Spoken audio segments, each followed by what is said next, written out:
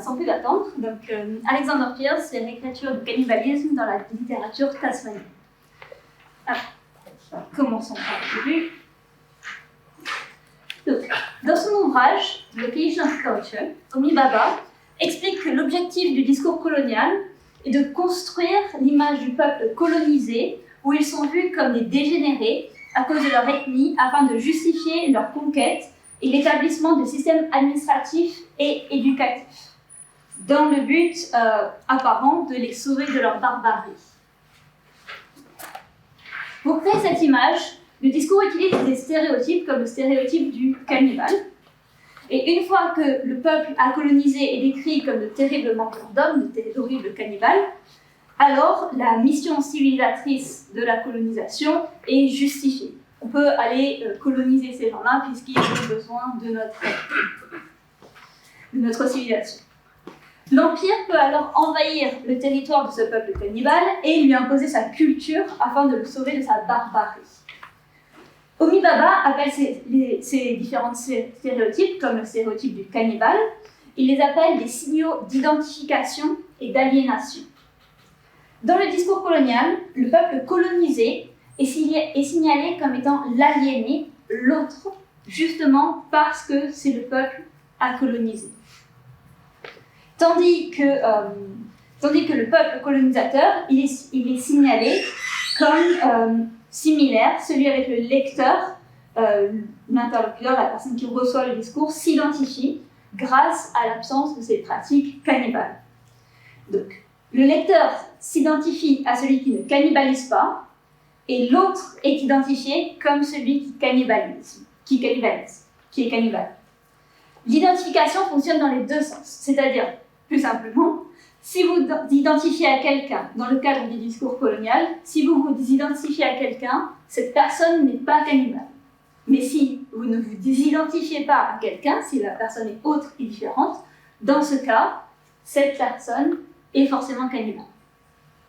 C'est la façon dont Homi Bhabha voit le discours colonial et les stéréotypes.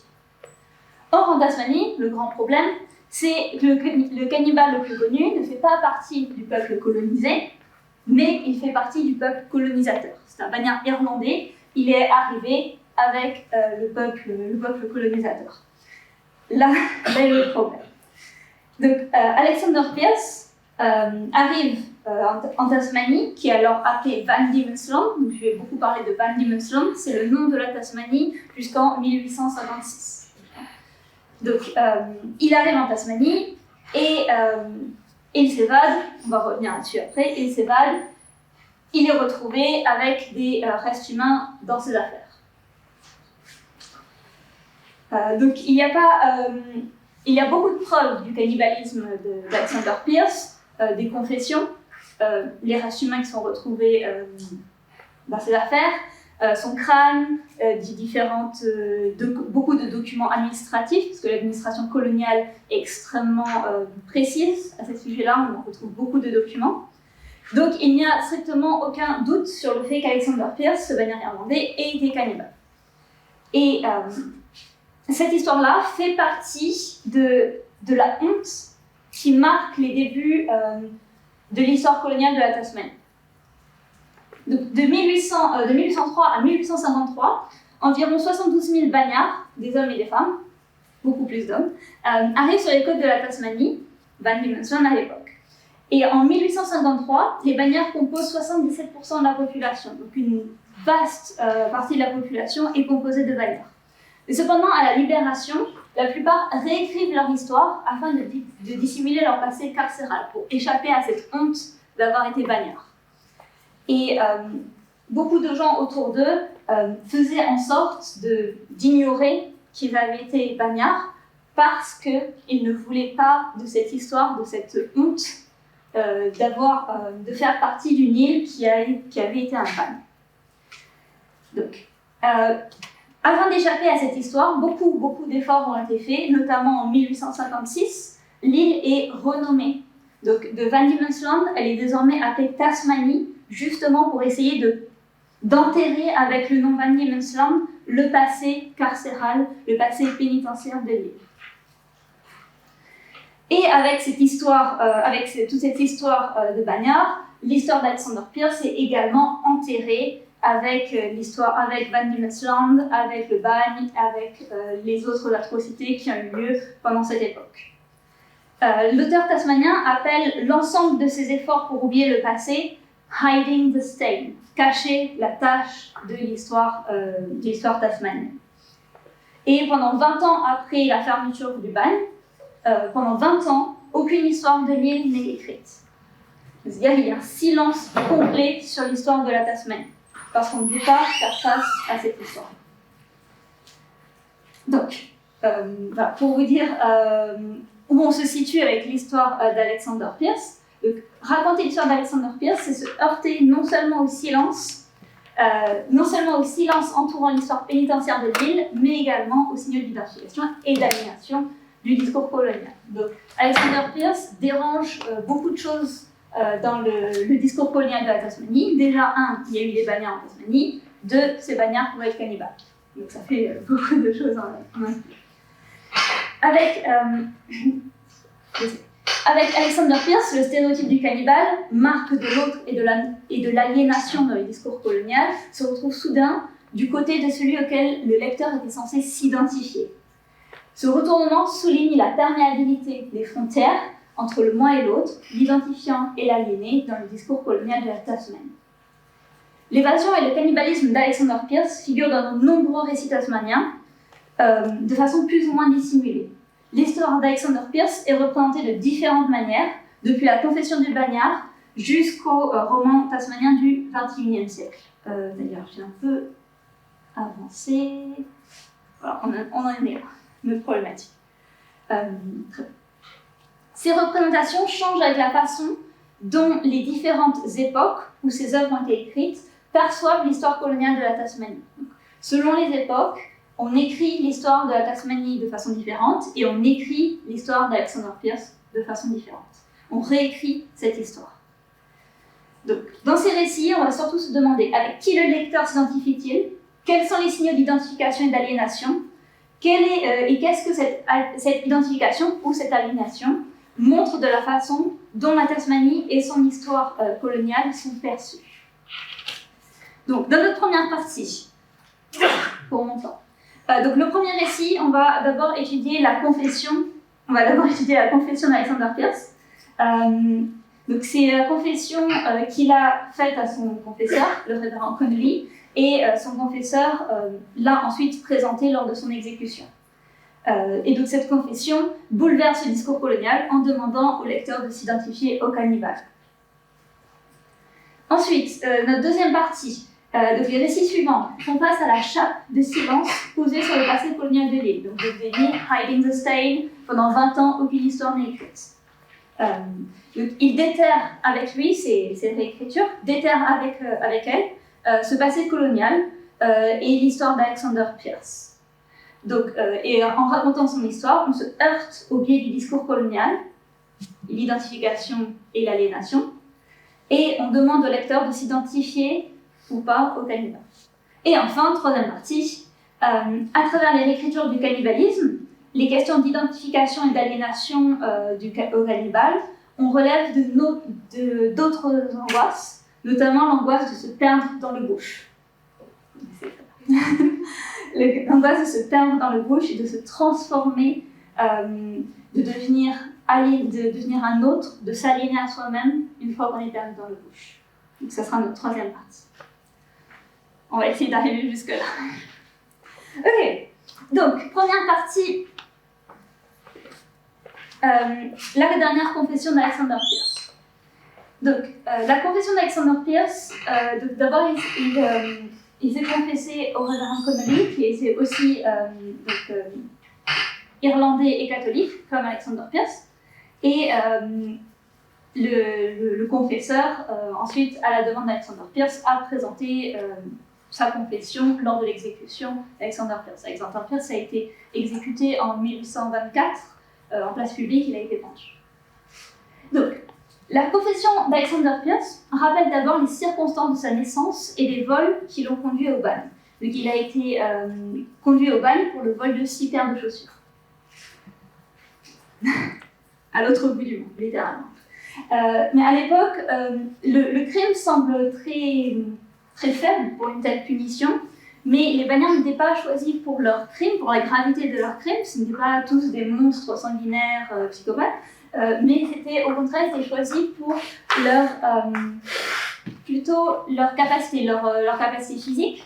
Est-ce qu'une fois qu'ils arriveront en Tasmanie, est-ce qu'ils vont être en bonne santé? Est-ce qu'ils vont pouvoir construire la colonie? Est-ce qu'ils vont pouvoir nous rapporter à manger? Et aussi sur leurs compétences, par exemple dans l'administration, ils étaient souvent employés par l'administration. Donc en général, les faussaires, ils aimaient bien avoir des faussaires pour travailler dans l'administration. Donc la confession commence par rappeler les circonstances de la naissance et des vols d'Alexander Pierce pour le rendre plus humain aux yeux du lecteur, de l'auditoire. Donc voilà, on voit qu'il ne s'agit pas d'un monstre prédisposé à des crimes atroces et au cannibalisme, il s'agit juste d'un être humain qui a été envoyé au bagne.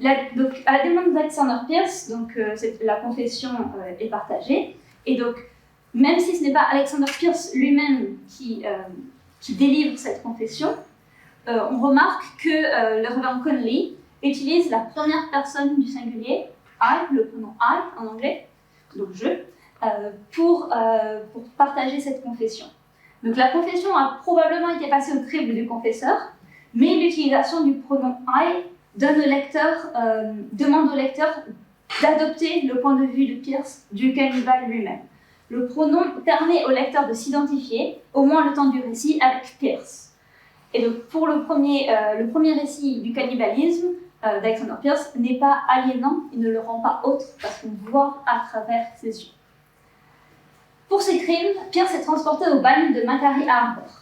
Le bagne est surnommé Hell's Gate par les bagnards, pour vous donner une idée de ce que c'est. Il est redouté par la sévérité de sa discipline et pour la difficulté de ses conditions de vie. De plus, Macquarie Harbour est situé sur une péninsule, sur une île voisine, Sarah Island. Donc, il y a une péninsule, l'île voisine Sarah Island, et donc toute la côte ouest de Van Diemen's Land, c'est un bush dense et inextricable. D'ailleurs, on voit les cartes, vous voyez. Oui, vous voyez la carte ici. Toute la côte ouest. C'est tellement dense et inextricable qu'on n'arrive pas à le cartographier. Et ils sont de ce côté-là. Donc voilà, s'évader, vraiment pas très facile, comme on va le voir. Donc, plus que les murs et les barrières du bagne, c'est aussi la nature vandémonienne qui enferme les bagnards. Donc, Alexander Pierce ne tarde pas à s'échapper. En 1822, il est accompagné de 7 autres bagnards, mais sans carte, plus le bush inextricable, ils ne tardent pas à se perdre. Et ils sont obligés de manger pendant 10 jours leur veste en cuir de kangourou pour survivre. Au bout de 10 jours, après avoir mangé leur veste, de désespoir, ils parviennent à ce qu'ils appellent un terrible résultat, c'est-à-dire littéralement tirer à la courte paille l'un des compagnons qui va être mangé. Donc, un des compagnons est tiré au sort. Pierce détaille la façon dont le groupe s'organise pour commettre le premier acte de cannibalisme. Il raconte qu'il est allé chercher du bois pendant que Travers, l'un des membres du groupe, tuait Badman, le pauvre compagnon sur qui le sort était tombé. Pierce raconte ce qu'ils ont fait avec son corps. Ils l'ont découpé et préparé pour en faire des réserves. Juste après, peu de temps après, 2 autres compagnons sont ainsi tués, préparés et mangés. Le vocabulaire utilisé lors de ces descriptions reste assez pudique. Se résoudre au cannibalisme est décrit comme un terrible résultat, et le meurtre lui-même, s'il est décrit sans équivoque, le narrateur utilise le verbe to kill, Travers had succeeded in killing Batman. Enfin, la préparation du corps est décrite de façon très directe. He had begun to cut him up. Et après, we dressed part of the flesh. Ici, le verbe to dress signifie préparer, assaisonner, probablement avec du sel, pour conserver les chairs. Donc la préparation du corps montre une descente vers la déshumanisation du bagnard tué et cannibalisé. C'est celui qui est tué qui est déshumanisé et non pas les cannibales eux-mêmes. Donc, lorsque Batman est tué, il est encore considéré comme un être humain, il est encore désigné par son nom, on dit Batman, et il est désigné par le pronom him, qui est le pronom pour les êtres humains. Cependant, une fois découpé, Batman devient de la viande. Il devient de la viande à consommer. We dressed part of the flesh immediately, and continued to use it as long as it lasted. Vous voyez, on a des him, et ça devient it. Parce que Batman, maintenant, il est simplement de la viande, ce n'est plus un être humain, il est aliéné. Tandis que, vous voyez, les bagnards cannibales, au contraire, sont encore désignés par des pronoms humains. We use it, we dressed, etc. etc. Donc, son corps devient de la nourriture nécessaire à la survie du reste des bagnards évadés. Donc, une fois qu'il est mangé, les autres bagnards, inchangés, toujours considérés comme humains, continuent leur périple à travers le bush, mais ils ne trouvent pas plus leur chemin qu'auparavant, toujours le même bush, toujours la même difficulté. Bientôt, donc, ils finissent par s'entre-manger, manger les uns les autres, enfin, surtout les autres. Ils finissent par manger les autres peu à peu, sans trouver de sortie. Sans trouver la côte, de bateau ou de chemin en arrière. Donc finalement, il n'en reste plus que deux, Green Hill et Pierce. Il y a une seule hache. Ils passent plusieurs jours à se lorgner, qui va avoir la hache, qui va tuer l'autre, qui va s'endormir en premier. Donc vous imaginez, c'est vraiment la tension qui monte dans la confession. Et finalement, Green Hill s'endort, Pierce s'empare de la hache, tue Green Hill et le mange. Bon. Donc, Pierce saisit l'occasion et cette fois-ci, après avoir terminé de manger Green Hill, Pierce est obligé de manger des herbes et des tisanes d'ortie pour le reste de son évasion. Il finit par être attrapé, il abandonne sa poursuite, il s'assied quelque part, quasiment littéralement, et il attend que les gardes du bagne le rattrapent. Il confesse probablement une première fois avoir mangé ses compagnons dans le bush, mais, et encore une fois, probablement il n'est pas cru. Il est cru. Donc, il n'est pas cru, il est renvoyé au bagne de Macaria à bord. Il s'évade à nouveau. Cette fois-ci avec un seul autre compagnon qu'il a réussi à convaincre, probablement parce que les autres se doutaient de ce qui était arrivé au précédent.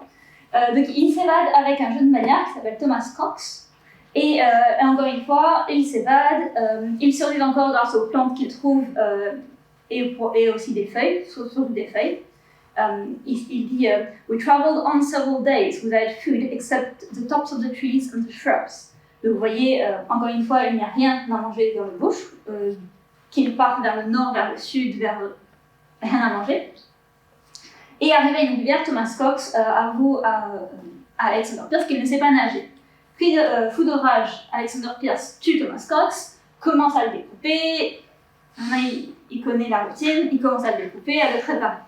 Au moment où il est en train de le préparer, il est visiblement pris de remords. Il n'a pas beaucoup d'espoir de s'évader encore une fois, ce sera probablement à nouveau une sorte d'enfer dans le bush.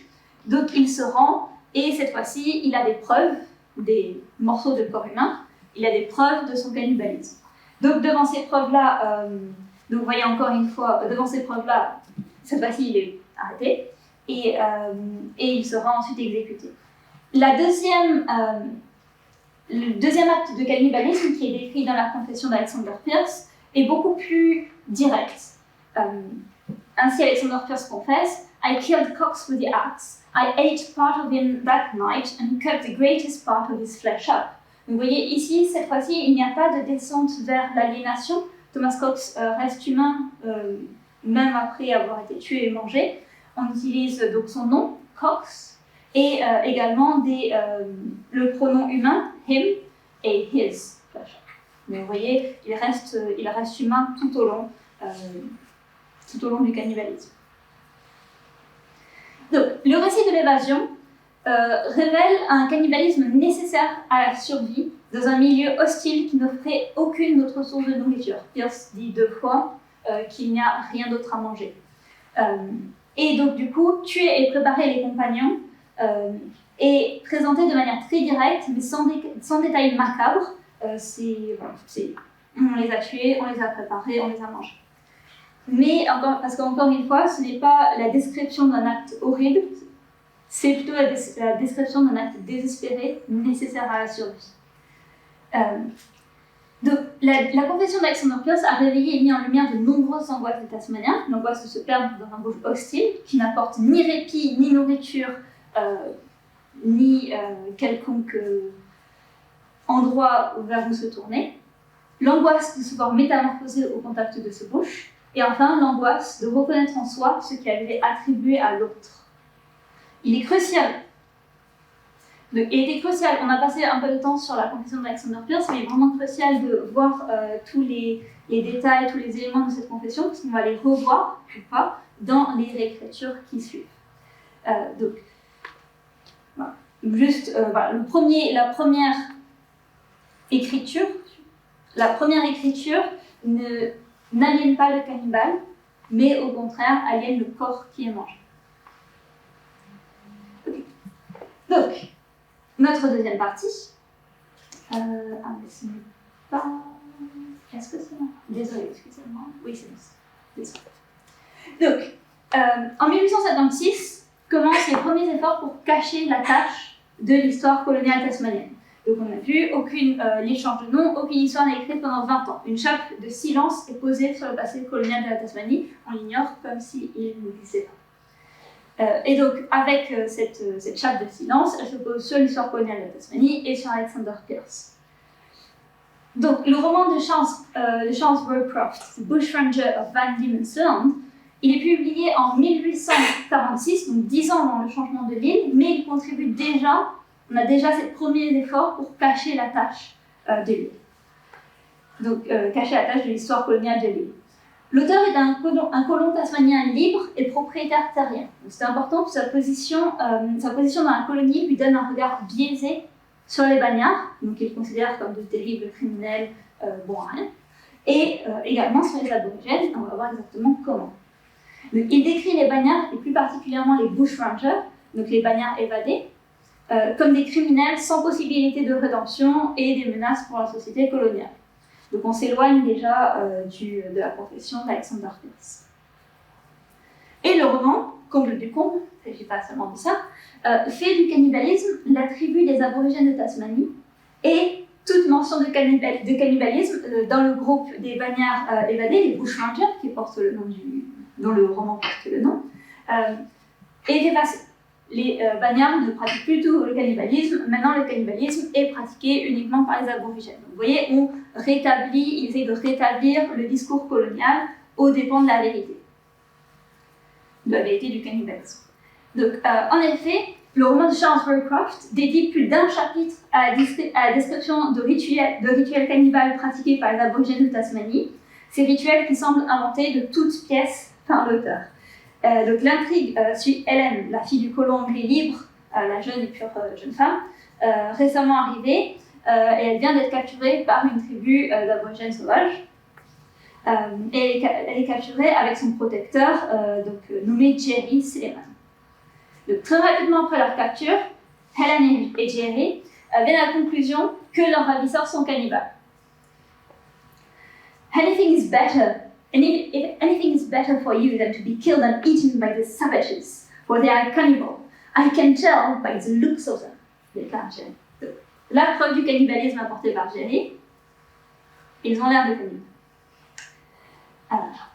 Donc il interprète le cannibalisme des aborigènes à partir du regard que lui lance une des aborigènes aussi, qui est une vieille femme aborigène, but the old woman whom Jerry had already remarked as regarding him with longing eyes, which he construed into an excessive desire to hit him. Jerry arrive à la conclusion que les aborigènes sont des cannibales, 1. par leur apparence, 2. par un regard qu'il interprète lui-même. Et le narrateur ne réfute pas du tout ces conclusions hâtives. Et toute communication qui aurait pu clarifier l'intention des aborigènes est mise en échec. En effet, donc, le narrateur ne rapporte pas les paroles de ces personnages aborigènes. Vous voyez, dès que les personnages aborigènes essayent de parler, il les décrit ainsi. But the old woman vociferated with an energy. She uttered a sound difficult to express in writing, but nearly resembling the neighing of a horse. Donc, vous voyez, ici, le narrateur n'utilise pas les verbes de parole pour indiquer que la vieille femme aborigène et les autres aborigènes parlent, mais il compare leurs paroles à des sons. Vociferated, uttered a sound, the neighing of a horse. Vous voyez, la compréhension entre les personnages colons et les personnages aborigènes est impossible. Et à cause de la focalisation du narrateur, le lecteur se retrouve sans possibilité de comprendre les personnages aborigènes et donc doit partager l'incompréhension d'Hélène et de Jerry. L'impossibilité de parler, de se faire comprendre, est un signe d'aliénation. Ici, le subalterne, littéralement, ne peut pas parler. Le lecteur voit donc l'intrigue dans ce roman à travers le biais du discours colonial où les aborigènes sont dépeints comme autres, comme des cannibales capables d'une barbarie presque sans nom. Les soupçons de Jerry s'accroissent lorsqu'il est soumis à une succession de cérémonies plus étranges les unes que les autres et probablement inventées par l'auteur, vous allez voir, c'est très probablement inventé. Donc ainsi, on lui demande de revêtre une peau de kangourou et d'imiter un kangourou. Tandis que les autres aborigènes le poursuivent avec des lances comme pour imiter la chasse. Donc je vais vous lire très très rapidement la citation.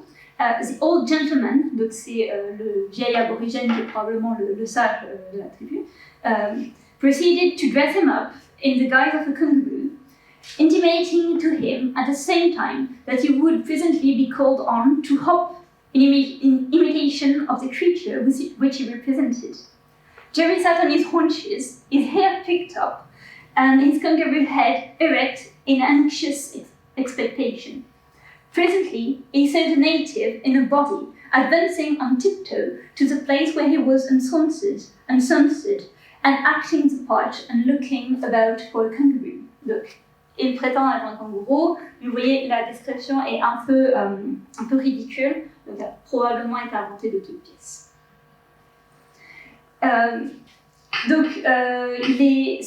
Tous ces rituels qui entourent le cannibalisme, probablement inventés, mais montrent en tout cas que le cannibalisme pour les aborigènes dans ce roman n'est pas une nécessité, mais plutôt une tradition, comme l'entourent tous ces rituels qui l'entourent.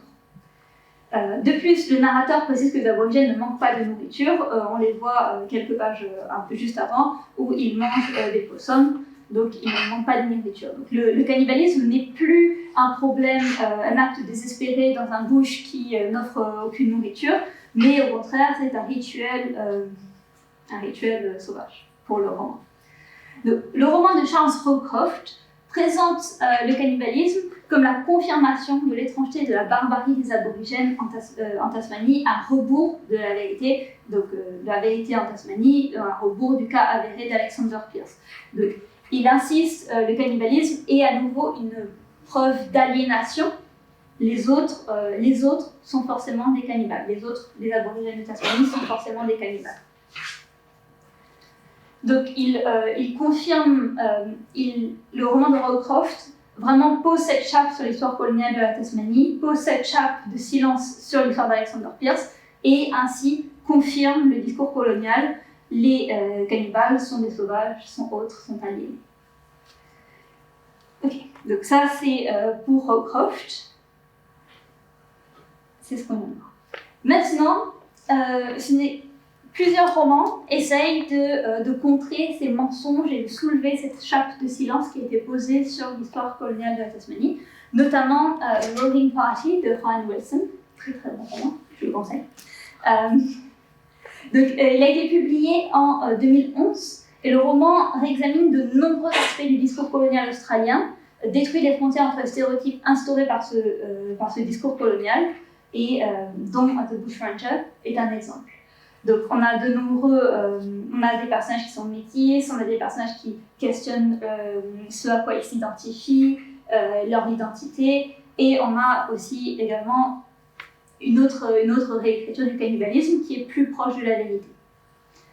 Donc le roman présente sa propre histoire du cannibalisme, inspirée par Alexander Pierce. Cette fois-ci, le cannibale est bien un bagnard évadé, un bushranger, et le cannibalisme n'est pas transféré aux aborigènes. Le cannibale dans le roman apparaît sous forme de récit. Donc John Batman, qui, malgré son nom, est un personnage historique, il a vraiment existé, il a vraiment été en Tasmanie, demande au bagnard de se méfier de Black Bill, parce que c'est lui, donc Black Bill qui est un métis aborigène et anglais probablement, ou irlandais, ce n'est pas précisé, et il dit que c'est bien ce Black Bill qui a attrapé le fameux Man-Eater, vous voyez, le nom l'indique, au milieu du bush tasmanien. Et donc le but du récit, comme le but du récit de John Batman, comme le but du roman, c'est de rétablir la vérité sur le cannibalisme en Tasmanie. Or, lorsque l'histoire de Bill commence, il rencontre une des victimes du Man-Eater, donc elles s'en est échappée, et elles sont hantées par une figure qui est floue, qui est monstrueuse, floue, à moitié effacée et presque surnaturelle. Elle décrit, Black Bill décrit ainsi: "Something truly awful had visited her, for which she had no words to tell." Donc, c'était tellement atroce, tellement horrible qu'elle ne peut pas l'exprimer avec des mots. Elle ne peut pas l'exprimer. Et donc, vous voyez, Jeffries, le fameux Man-Eater, est tellement monstrueux qu'il en est indescriptible, comme laisse deviner les expressions « something awful, no words to tell ». La folie ou l'enfer seul semble capable d'expliquer les actes monstrueux du bushranger. Donc, vous voyez, dans sa description, « But to hear her describe them, we thought they were devils set forth from the core of the earth, all ablaze and bent on blood spill." Vous voyez les bushrangers qui sont décrits comme des diables, des démons, des créatures surnaturelles. Leurs actes sont en effet absolument monstrueux. Donc ils tuent le mari de la victime, ils tuent le bébé de façon atroce et ils violentent la femme pendant plusieurs jours. Donc, une fois la créature, le monstre prend forme, après le récit de la victime, le monstre prend forme et une battue est lancée pour le retrouver, pour retrouver ce Man-Eater. Donc, lors du récit de la chasse, le cannibale hésite entre le monstre et l'humain égaré. Le cannibale est appelé par son nom, Jeffries, pendant la poursuite. Jeffries wasted no effort hiding his trace, et Jeffries was nearby for sure. Donc, lorsqu'il est appelé par son nom, le cannibale est plutôt montré comme un homme égaré. Il ne sait pas où il va, il évite de se cacher, sans beaucoup de succès. En revanche, lorsqu'il est capturé, juste lorsqu'il vient d'être capturé, il devient une créature monstrueuse, il est appelé The Man-Eater. Donc il a une double identité avec les deux noms qu'il porte dans le récit. Cependant, une fois qu'on voit son visage, que Black Bill l'a capturé, on voit son visage, cette fois-ci il devient une âme errante perdue dans le bush. To my eyes, donc les yeux de Black Bill qui vient de le rattraper, it was wholly unnatural in that landscape. Il n'appartient pas à ce bush. Lorsqu'il est rattrapé, comme pour Alexander Pierce, on retrouve les gens qui l'ont rattrapé, notamment Black Bill, retrouvent des restes d'humains avec lui.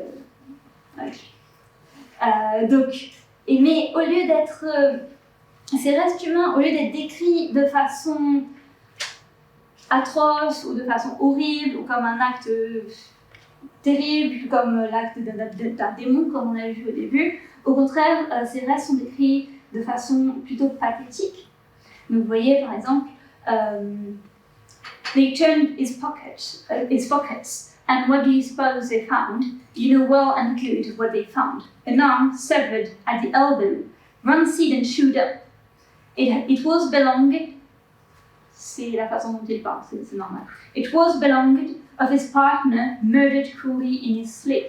Vous voyez, il a tué son partenaire dans son sommeil, exactement comme Pearson et Greenhill, et les restes sont décrits rancid and chewed up de façon pathétique. Et donc, à partir de cette découverte, le man-eater n'est plus vraiment considéré comme une espèce de monstre surnaturel, mais au contraire comme une figure pathétique d'un homme qui est perdu dans le bush et qui a sombré dans la folie. C'est devenu une vision pathétique. Vous voyez, une fois qu'il est capturé, Jeffries was reduced to groveling of the most pitiful sort. Donc la victime retombe de façon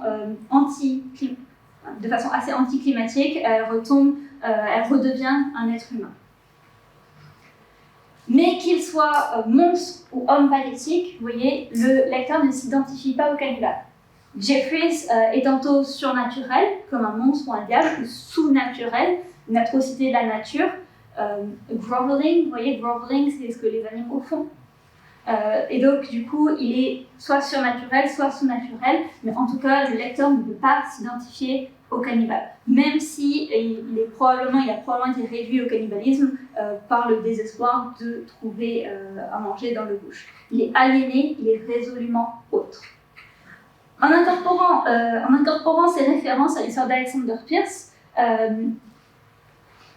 comme on vient de le voir, The Roving Party montre la véritable origine du cannibalisme en Tasmanie. Ce n'est pas l'histoire des aborigènes, mais bien des bagnards européens perdus, errant dans une nature qui leur est complètement étrangère.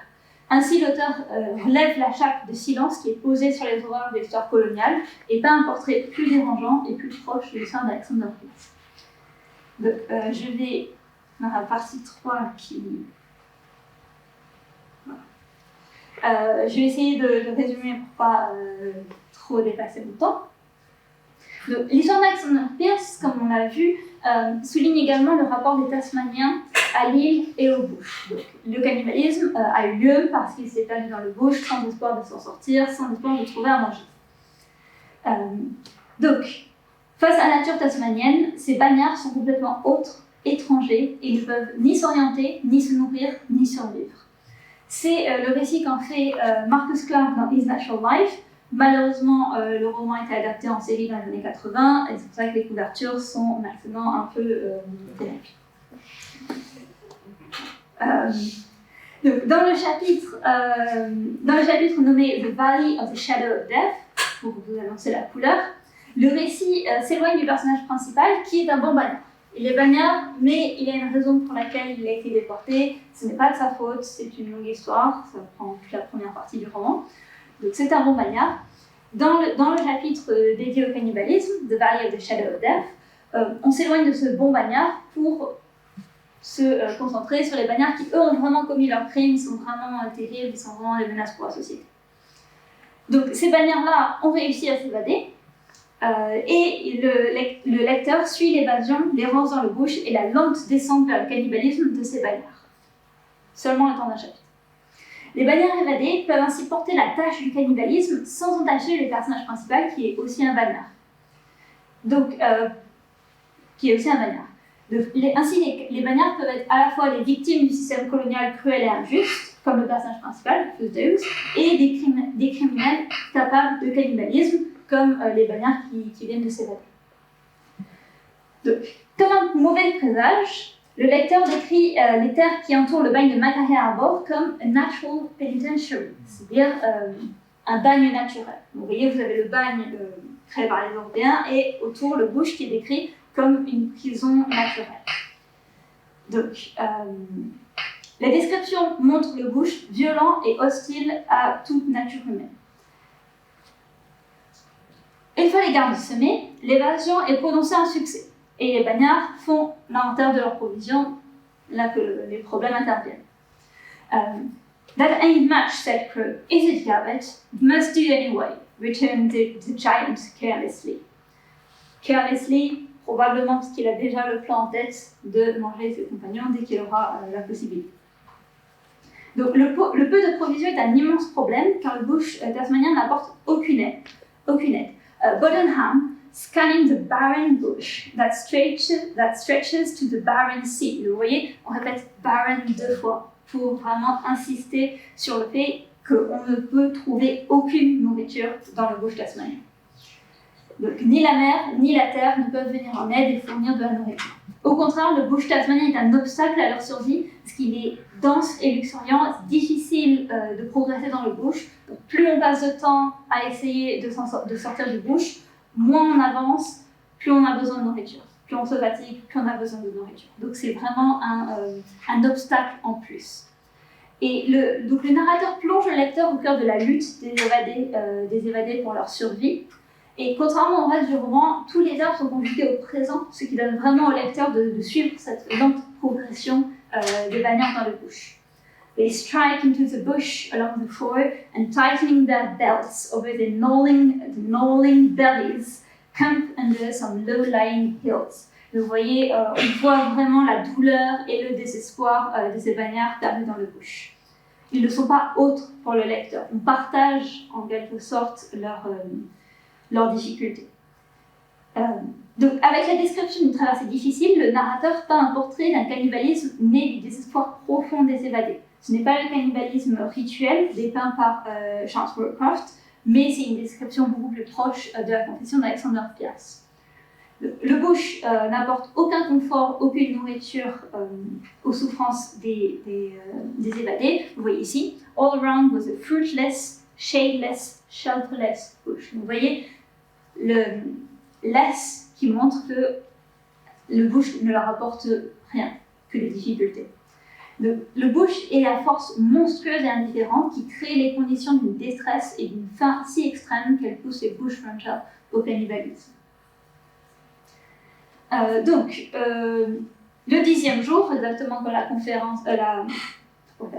confession d'Alexander Pierce, le 10e jour, Greenhill lance l'idée du cannibalisme.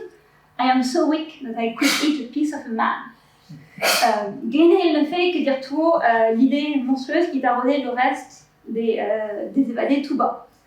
Vetch, hearing his comrade give utterance to a thought all had secretly cherished. Donc, ils finissent par choisir un des compagnons, Bodenham, car celui-ci avait consenti à fouetter un bagnard. Mauvais choix. Donc, il le tue et il prépare sa chair. Mais, encore une fois, le récit sous-entend le crime en adoptant le point de vue d'un des évadés, de Vetch. Donc, Vetch ne prend pas part au premier crime, et c'est à travers le peu qu'il entend, le peu qu'il voit, que le narrateur décrit ce premier crime afin d'épargner au lecteur la description de cet horrible acte.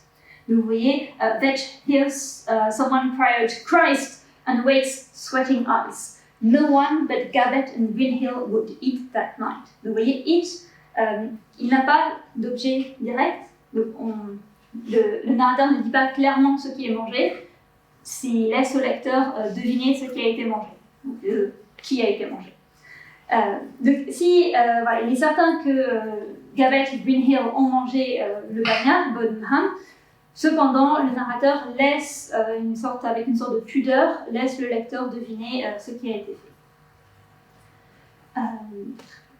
Donc, en utilisant Vetch comme point de focalisation, on voit très peu comme Vetch a vu très peu. Le narrateur met en place une stratégie d'identification. Il ne crée pas de différence entre le lecteur et le personnage qui va devenir cannibale au prochain repas. Vetch va devenir cannibale et va manger la chair parce qu'il n'a pas d'autre choix, mais on voit l'action à travers ses yeux. Donc, il n'est pas autre, il n'est pas aliéné. Au contraire, c'est l'aide du lecteur. Donc, le lecteur ressent l'horreur de ce bagnard, donc on ressent l'horreur, mais le cannibalisme n'est pas aliénant, il est identifiant, parce qu'on voit à travers, on voit la préparation, on voit le cannibalisme à travers les yeux de Vetch. Donc, vous voyez, that pair fling ghastly fragments on the embers. In the morning, the frightful carcass is divided. Donc, comme pour la confession d'Alexander Pierce, les cannibales ont encore leur nom et leur pronom d'être humain. Le corps, en revanche, est juste ghastly and frightful carcass. Donc c'est le corps qui est aliéné, le corps qui va être cannibalisé, qui est aliéné. Et ensuite, tout ce qui va être mangé est décrit soit comme the food, the provision.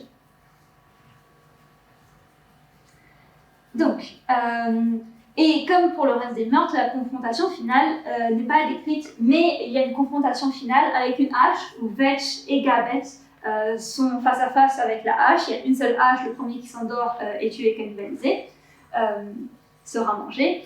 Mais cette fois-ci, c'est Vetch qui, notre point de vue, le point de focalisation, c'est lui qui va être tué. Donc, Vetch sleeps and the giant, grinning with ferocious joy, approaches on clumsy tiptoe and seizes the coveted axe. Et le récit s'arrête.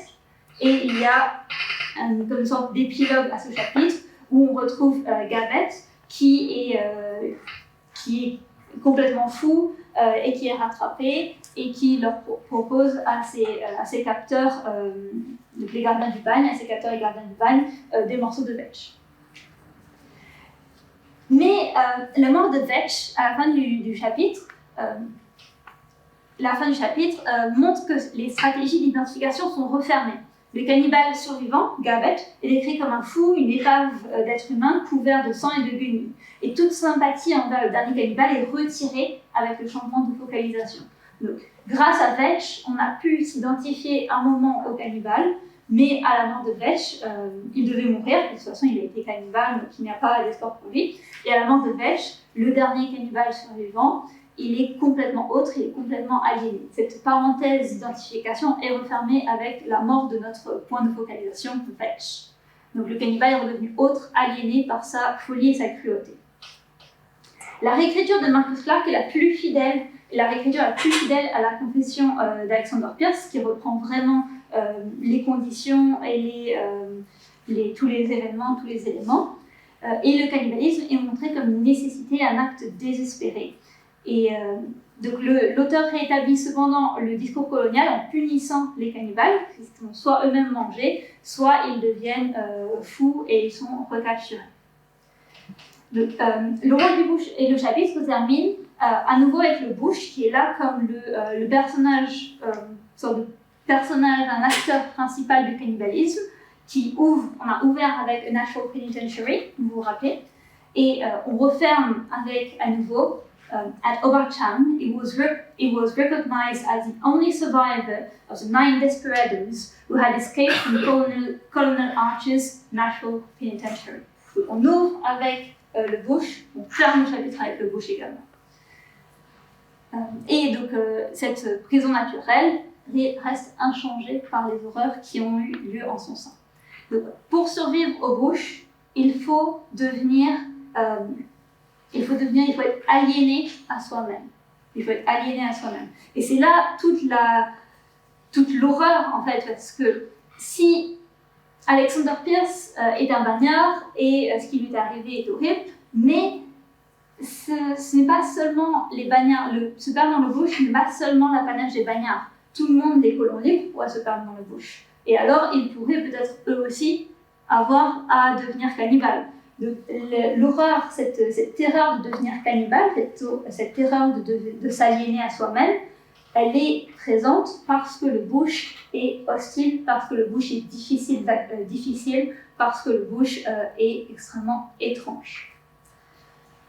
Et donc voilà, c'est le cas dans d'autres romans, un peu moins récents, un peu moins récents, comme The Hunter de Julia Leigh, où justement le personnage principal, le chasseur, doit passer plusieurs étapes, doit se métamorphoser plusieurs fois avant d'attraper la proie qu'il veut attraper, donc le dernier thylacine, le dernier tigre de Tasmanie, et il doit se métamorphoser plusieurs fois en devenant de plus en plus étrange aux yeux du lecteur. Donc on commence en comprenant le chasseur, en comprenant sa quête, en comprenant son but, et à la fin, le personnage est devenu complètement aliéné, on ne comprend plus du tout qui il est. Donc le personnage finit par être adopté par la Tasmanie, par le bush. He will make his home he, the hunter, will make his home between the boulders, cover the floors with warm wallaby skins. Yes, he thinks, I could be quite comfortable here. Et c'est à ce moment-là où il est devenu complètement étranger aux yeux du personnage. Et il change même de nom, encore une fois, il change même de nom dans sa transformation. Il était connu comme M ou comme le chasseur, et à la fin, il devient The Natural Man. And because he is the natural man who can see and hear and smell what other men cannot, he finds sleep naked and disturbed.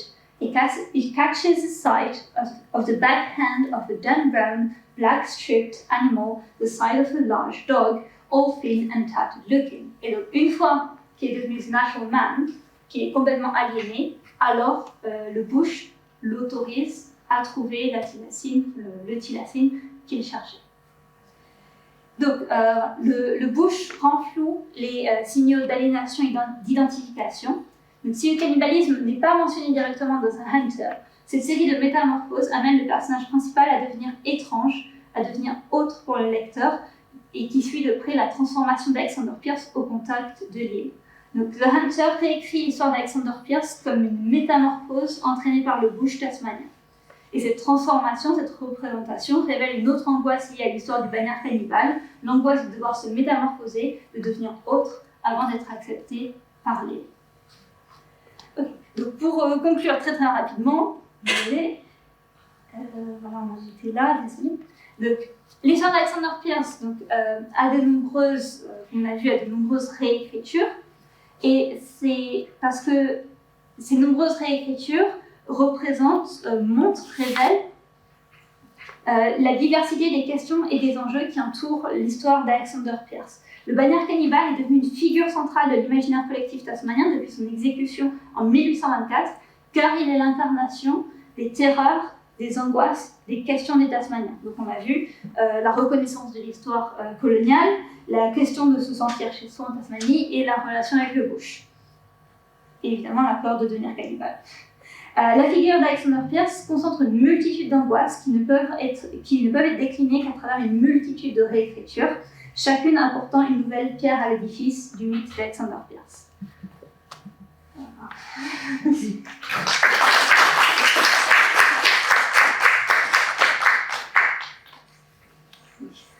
Très bien, est-ce que j'ai des questions? Justement.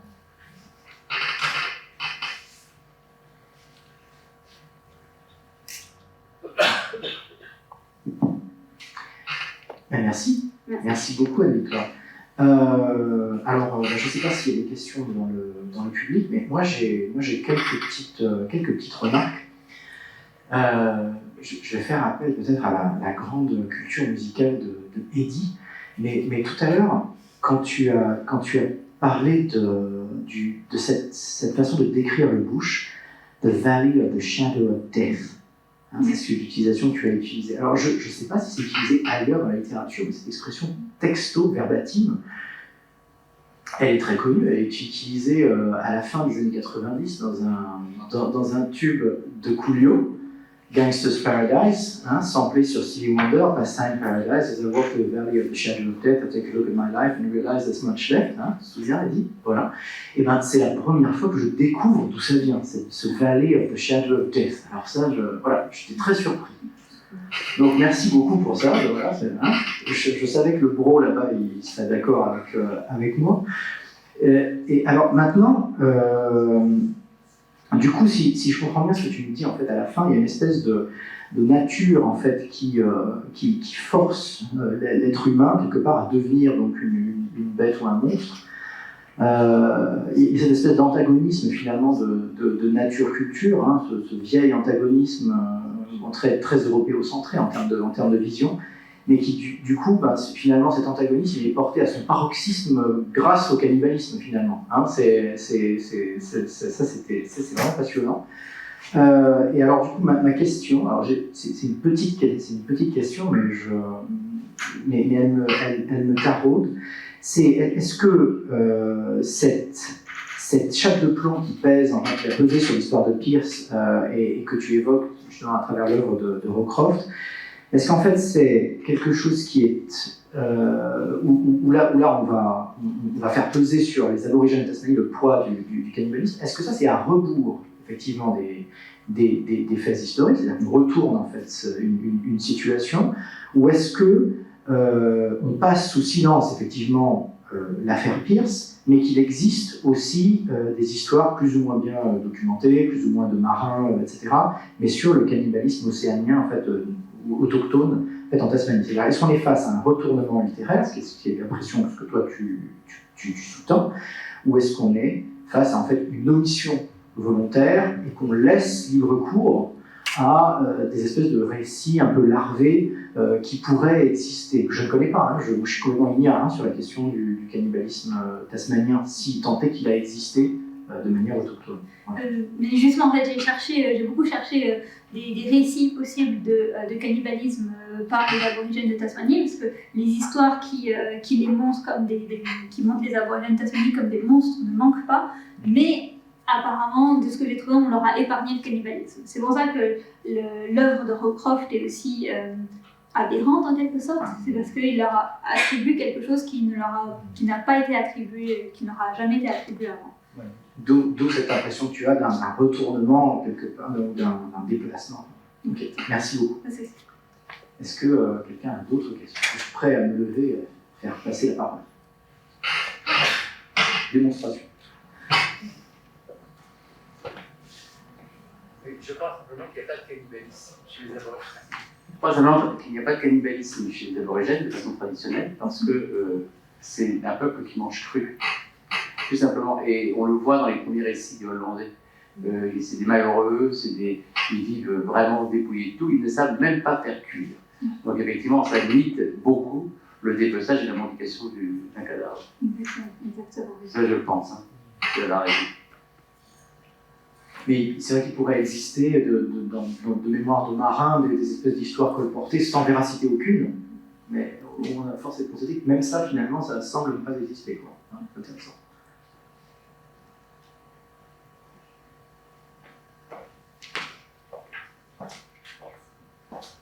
Vous parlez de la Tasmanie, mais est-ce qu'il y avait aussi des cas avérés de bushrangers qui avaient recours au cannibalisme sur le continent australien? Il y a plusieurs histoires de cannibalisme en Australie de manière générale. Par exemple, un des premiers vaisseaux qui s'est échoué, le Batavia, où voilà, justement il s'était échoué sur une petite île très beaucoup de corail.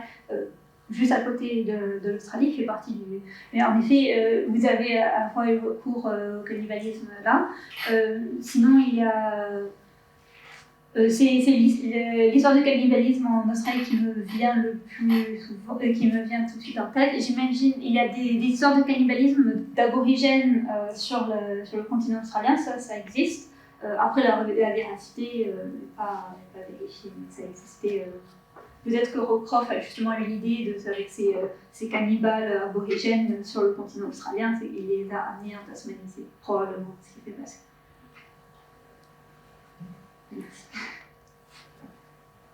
Eddie, ma Bible, ici, Bible du pop, hein, bien sûr, entre autres spécialités, bien sûr, me fait dire que, du coup, ça provient du psaume 23. Le psaume 23, donc The Valley of the Shadow of Death. Bravo. C'est cité aussi dans Pulp Fiction aussi. C'est vrai? Oui. Ça, je le sais. Quand il tire, oui, quand il tire dessus. C'est le discours d'exécution de Samuel L. Jackson. Chaque fois qu'il va exécuter quelqu'un, il raconte. Ézéchiel 25. Ézéchiel 25. C'est pas le psaume 23, C'est Ézéchiel 25-17. Ah bon? Ah. D'accord. Ah. Bon. On va regarder. Il faudra réviser notre vie. Très bien. Est-ce qu'il y a d'autres questions?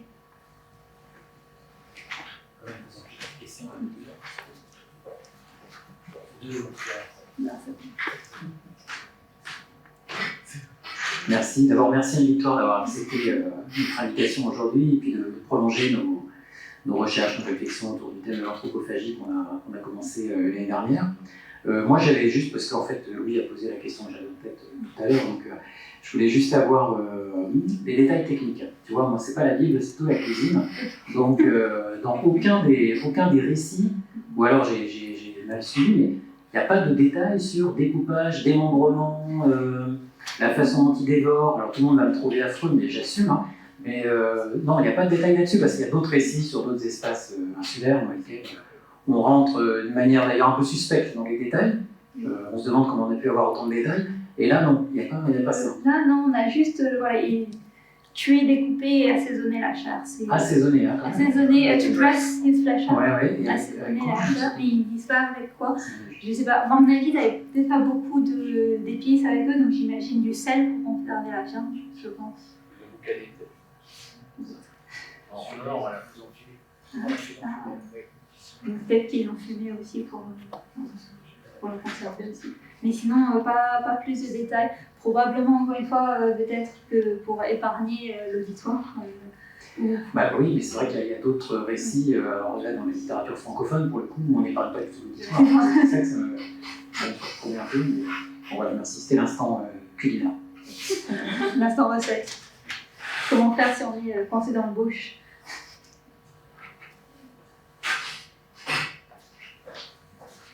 Un jeu là, entre les îles Bonnet pour nous faire passer d'un côté à l'autre.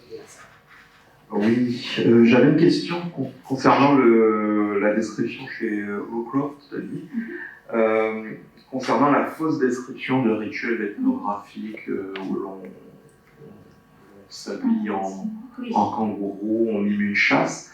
Est-ce qu'il existe d'autres fausses descriptions de ce type? D'où ça lui est venu? J'imagine qu'il y a un imaginaire très fertile.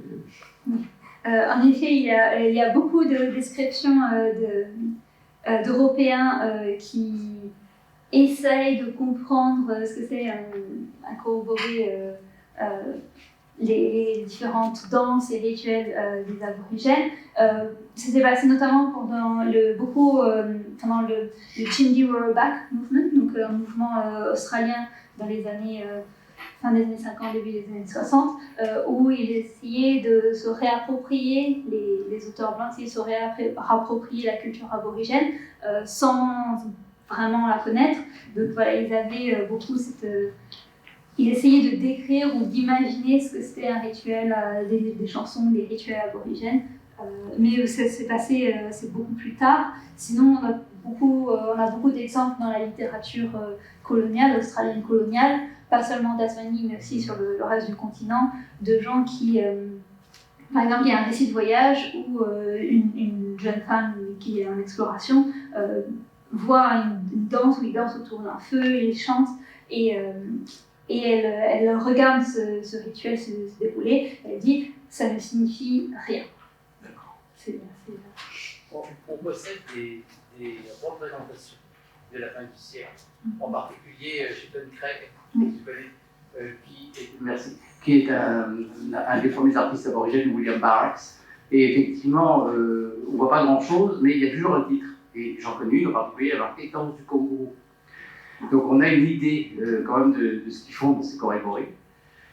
Craigs, lui, il montre vraiment des choses très précises. Il montre des chasses au kangourou. On ne sait pas si c'est un kangourou ou si c'est un autre chasseur. Hein. Et ça date de 1870-80. Mais vraiment, les tout premiers, c'est fait sur du papier avec de la cendre. En fait, c'est une espèce d'encre avec de la cendre. Donc c'est très proche du matériau employé par les aborigènes. Et ça, je crois que c'est intéressant. Ok, en effet, vous aurez regardé.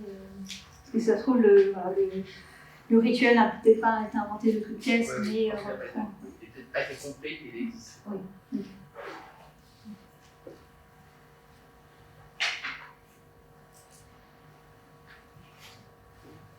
Personne? Merci à toi. Merci à vous.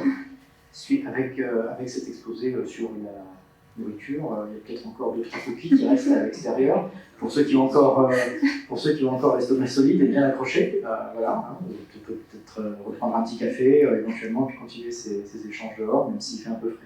Merci beaucoup, Annie-Toi. On fera un séminaire juste avant qu'on fasse un tonnerre d'applaudissements à Annie-Toi. On fera un prochain séminaire le 10 juin avec M. Franck Enjeunesse qui nous parlera du Tour de Côte, ce service de commerce maritime en fait, qui tournait autour de la Nouvelle-Calédonie dans les années 1870-1930. Donc voilà, on vous invite bien sûr à revenir, ce sera le vendredi, même heure, même endroit, je ne sais pas, on va essayer de récupérer l'Amphi 80 qui en ce moment est à Rouvert, un peu plus convivial, quoi, et un peu moins froid que celui-là. Voilà, bonne fin d'après-midi et merci encore.